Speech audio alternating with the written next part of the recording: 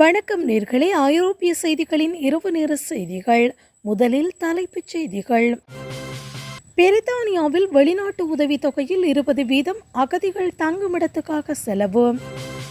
பிரித்தானியா மீது புட்டின் கடும் சாடல். காட்டு மிராண்டித்தனமான பயங்கரவாத தாக்குதல் என்று விளாசல். ஈரான் போர், அமெரிக்க ராணுவம் பயன்படுத்தும் AI தொழில்நுட்பம் உலக நாடுகளிடையே அச்சம். பிரித்தானியாவை பூமியிலிருந்தே அழித்து விடுவோம், ரஷ்ய அரசின் ஊடகவியலாளர் விடுத்த பகீர் மிரட்டல்.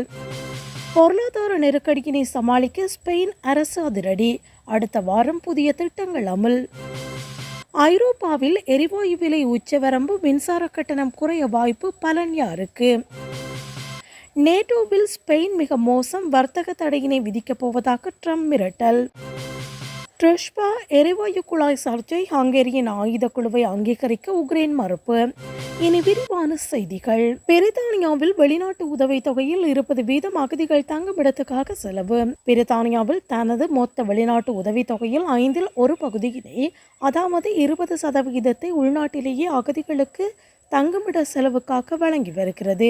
கடந்த ஆண்டில் மட்டும் அகதிகள் மற்றும் தஞ்சம் கோருகின்றவர்களுக்கான ஹோட்டல் மற்றும் இதர தங்குமிட வசதிகளுக்காக பில்லியன் கணக்கான பவுண்டுகள் செலவிடப்பட்டுள்ளன. இதனால் ஏழை நாடுகளுக்கு வழங்கப்பட வேண்டிய நேரடி உதவிகள் மற்றும் மனிதாபிமான பணிகள் கடுமையாக பாதிக்கப்படும் அபாயம் ஏற்பட்டுள்ளதாக ஆய்வுகள் எச்சரிக்கின்றன.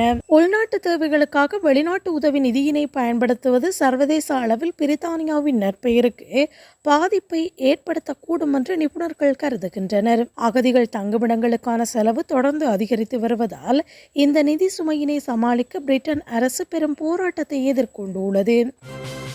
பிரித்தானியா மீது புட்டின் கடும் சாடல். காட்டு மிராண்டித்தனமான பயங்கரவாத தாக்குதல் என்று விளாசல். உக்ரைன் பிரித்தானிய தயாரிப்பான ஏவுகணைகளை கொண்டு ரஷ்ய எல்லைக்குள் தாக்குதல் நடத்தியதை தொடர்ந்து பிரிட்டன் மீது அதிபர் புட்டின் நேரடி தாக்குதலை தொடுத்துள்ளார். இந்த தாக்குதலை காட்டு மிராண்டித்தனமான பயங்கரவாத நடவடிக்கை என்று வர்ணித்துள்ள புட்டின், இதற்கு பின்னால் பிரித்தானியாவின் நேரடி தலையீடு இருப்பதாக குற்றம் சாட்டியுள்ளார். மேற்கத்திய நாடுகள் வழங்கும் நீண்ட தூர ஏவுகணைகள் ரஷ்யாவின் இறையாண்மைக்கு விடுக்கப்பட்ட சவால் என்றும் இதற்கு தகுந்த பதிலடி கொடுக்கப்படும் என்றும் அவர் எச்சரித்துள்ளார். பிரித்தானிய ஏவுகணைகள் ரஷ்யாவின் சிவிலியன் பகுதிகளை குறிவைப்பதாக ரஷ்ய தரப்பு வாதிடுகிறது. இது இரு நாடுகளுக்கும் இடையிலான ராஜதந்திர உறவை மேலும் சிதைத்துள்ளது. இந்த போர் நடவடிக்கை பிரித்தானியா மற்றும் ரஷ்யா இடையே ஒரு நேரடி மோதல் நிலையினை உருவாக்கி விடுமோ என்ற அச்சத்தை உலக நாடுகளிடையே ஏற்படுத்தியுள்ளது. ஈரான் போர், அமெரிக்க ராணுவம் பயன்படுத்தும் AI தொழில்நுட்பம் உலக நாடுகளிடையே அச்சம். ஈரானுடனான தற்போதைய மோதலில் இலக்குகளை துல்லியமாக கண்டறியவும் தாக்குதல்களை திட்டமிடவும் அமெரிக்க ராணுவம் செயற்கை நுண்ணறிவை பயன்படுத்தி வருவதாக தகவல்கள் வெளியாகியுள்ளன. குறிப்பாக ப்ராஜெக்ட் மேவன் போன்ற நவீன AI அமைப்புகள் மூலம் போர்க்கள தரவுகள் அதிவேகமாக ஆய்வு செய்யப்பட்டு துல்லியமான தாக்குதல்கள் நடத்தப்படுவதாக கூறப்படுகிறது. மனித குறுக்கீடு இன்றி இயந்திரங்களை இலக்குகளை தீர்மானிக்கும் இந்த முறை போர்க்களத்தில் தேவையற்ற உயிர் சேதங்களை ஏற்படுத்தக்கூடும் என்றும் பாதுகாப்பு நிபுணர்கள் கவலை தெரிவித்துள்ளனர். இயந்திரங்களின் முடிவுகள் தவறாகும் பட்சத்தில் ஏற்படும் விளைவுகளுக்கு யார் பொறுப்பேற்பது என்பது குறித்த தார்மீக கேள்விகள் சர்வதேச அரங்கில் எழுந்துள்ளன. இதற்கிடையில் ஈரானும் AI தொழில்நுட்பத்தை பயன்படுத்தி அமெரிக்க கப்பற்படையை தாக்குவது போன்ற பிரச்சார வீடியோக்களை வெளியிட்டு உளவியல் போரில் ஈடுபட்டு வருகிறது. நவீன தொழில்நுட்பங்கள் போரின் தன்மையினை மாற்றி வரும் நிலையில் AI பயன்பாட்டுக்கு முறையான சர்வதேச கட்டுப்பாடுகள் தேவை என்று மனித உரிமை அமைப்புகள் வலியுறுத்தி வருகின்றன. பிரித்தானியாவை பூமியிலிருந்தே அழித்து விடுவோம், ரஷ்ய அரசின் ஊடகவியலாளர் விடுத்த பகீர் மிரட்டல்.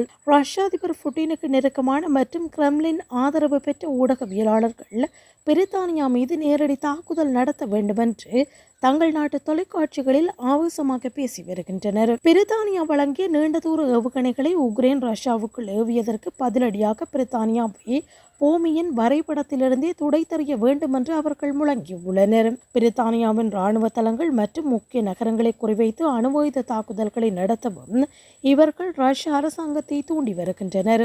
மேற்கத்திய நாடுகள் இந்த போரில் நேரடியாக தலையிடுவதை தடுக்க அவர்களுக்கு இது போன்ற கடுமையான பாடம் புகட்டப்பட வேண்டும் என்பதே இவர்களின் வாதமாக உள்ளது. ஏற்கனவே உக்ரைன் போர் காரணமாக பதட்டம் நிலவி வரும் வேளையில் ரஷ்ய அரசு ஊடகங்களின் இத்தகைய கருத்துக்கள் மூன்றாம் உலகப் போர் குறித்த அச்சத்தை மக்களிடையே அதிகப்படுத்தியுள்ளன. இருப்பினும் இதுபோன்ற கருத்துக்கள் பெரும்பாலும் உளவியல் போரின் ஒரு பகுதியாகவே பார்க்கப்படுகிறது. இது சர்வதேச அளவில் பெரும் கண்டனத்தையும் பெற்றுள்ளது. பொருளாதார நெருக்கடியினை சமாளிக்க ஸ்பெயின் அரசு அதிரடி, அடுத்த வாரம் புதிய திட்டங்கள் அமல். ஈரான் தொடர்பான சர்வதேச மோதல்களால் ஏற்படக்கூடிய பொருளாதார பாதிப்புகளை குறைக்க ஸ்பெயின் அரசு அடுத்த வாரம் ஒரு சிறப்பு அவசர திட்டத்தை அங்கீகரிக்க உள்ளது.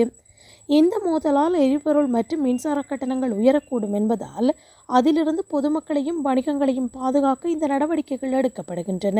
ஸ்பெயின் பிரதமர் பெட்ரோ சான்சஸ் தலைமையிலான அரசு இது குறித்து மற்ற அரசியல் கட்சிகள் மற்றும் பொருளாதார நிபுணர்களுடன் ஆலோசனைகளை தொடங்கியுள்ளது. குறிப்பாக போக்குவரத்து, சுற்றுலா மற்றும் விவசாய துறைகளில் ஏற்படும் கூடுதல் செலவினங்களை குறைக்க நேரடி மானியங்கள் அல்லது வரி சலுகைகள் வழங்கப்படலாம் என்று தெரிகிறது. எரிசக்தி சந்தையில் ஏற்படும் விலை ஏற்ற இறக்கங்களை கட்டுப்படுத்தவும் நடுத்தர குடும்பங்களின் வாழ்வாதாரத்தை பாதுகாக்கவும் இந்த திட்டம் முக்கியத்துவம் அளிக்கிறது. ஐரோப்பாவில் எரிவாயு விலை உச்சவரம்பு, மின்சார கட்டணம் குறைய வாய்ப்பு, பலன் யாருக்கு? ஐரோப்பிய ஒன்றிய தலைவர்கள் மின்சாரம் தயாரிக்க பயன்படுத்தப்படும் எரிவாயுவின் விலைக்கு உச்சவரம்பு விதிக்க மீண்டும் ஆலோசித்து வருகின்றனர். எரிவாயு விலையினை கட்டுப்படுத்துவதன் மூலம் பொதுமக்களின் மாதாந்திர மின்சார கட்டணங்களை கணிசமாக குறைக்க முடியும் என எதிர்பார்க்கப்படுகிறது. தற்போதுள்ள சந்தை முறையில் எரிவாயு விலை உயரும் போது மின்சார கட்டணமும் தானாகவே உயர்கிறது. இந்த இணைப்பை துண்டிக்கவே புதிய உச்ச வரம்பு திட்டம் பரிசீலிக்கப்படுகிறது. ஏற்கனவே ஸ்பெயின் மற்றும் போர்த்துகல் ஆகிய நாடுகளில் வெற்றிகரமாக செயல்படுத்தப்பட்ட ஐபீரியன் மெக்கானிசம் போன்ற ஒரு முறையினை ஐரோப்பா முழுவதும் கொண்டு வர திட்டமிடப்பட்டுள்ளது. இருப்பினும் இந்த திட்டம் இன்னும் ஆலோசனை கட்டத்திலேயே உள்ளது. இது நடைமுறைக்கு வந்தால் ஐரோப்பிய நாடுகளில் வாழும் கோடிக்கணக்கான மக்கள் பெரும் நிம்மதியடைவார்கள். நேட்டோவில் ஸ்பெயின் மிக மோசம், வர்த்தக தடையினை விதிக்கப் போவதாக ட்ரம்ப் மிரட்டல். நேட்டோ அமைப்புக்கு ஸ்பெயின் வழங்கும் நிதி பங்களிப்பு மிகவும் குறைவாக இருப்பதாக கூறி ட்ரம்ப் அந்நாட்டை மிக மோசமான நாடு என்று கடுமையாக விமர்சித்துள்ளார்.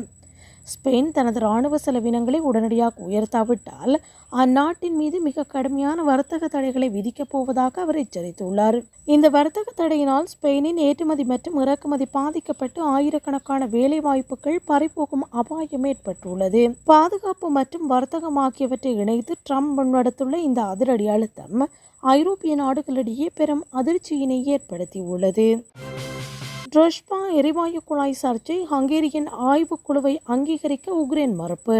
ரஷ்யாவிலிருந்து ஐரோப்பாவுக்கு எரிபொருள் கொண்டு செல்லும் ட்ரஷ்பா குழாயின் பாதுகாப்பு மற்றும் விநியோகம் குறித்து ஆய்வு செய்ய ஹங்கேரி ஒரு குழுவை அனுப்பியுள்ளது. ஆனால் ஹங்கேரி அனுப்பிய இந்த ஆய்வுக்குழுவை அதிகாரப்பூர்வமான ஒன்றாக அங்கீகரிக்க உக்ரைன் அரசு அதிரடியாக மறுத்துவிட்டது. உக்ரைன் வழியாக செல்லும் இந்த குழாயின் செயல்பாடு மற்றும் பராமரிப்பு தொடர்பாக இரு நாடுகளுக்கும் இடையே நீண்ட காலமாக மோதல் போக்கு நிலவி வருகிறது.